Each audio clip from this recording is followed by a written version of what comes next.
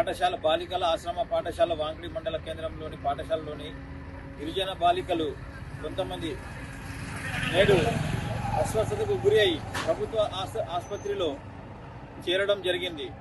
దీనికి కారణం ఏంటిదో ఇప్పటి వరకు తెలియడం లేదు.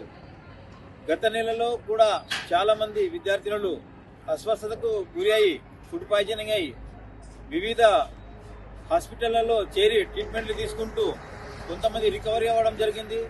ఆఖరికి ఒక బాలిక గత నెలలో ధాబా గ్రామానికి చెందిన ఒక బాలిక మరణించడం జరిగింది. అయినా కానీ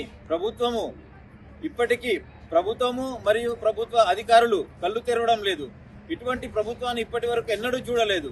ఇంత నిర్లక్ష్య ధోరణిలో ఉంది అంటే దీనికి కారణం ఏంటిది, ఎందుకు ఇలా చేస్తుందో తెలియడం లేదు. కానీ ఈ ప్రభుత్వ అధికారులు కూడా పట్టించుకోవడం లేదు. ఇది సరి అయినది కాదు.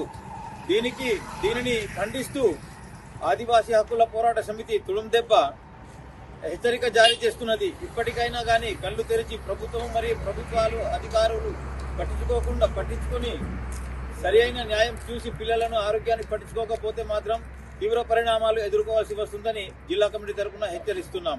జై ఆదివాసీ. క్యూ న్యూస్ లో పనిచేయటకు అనుభవం గల కెమెరామ్యాన్లు కావాలను సంప్రదించవలసిన నెంబర్లు 8688926084.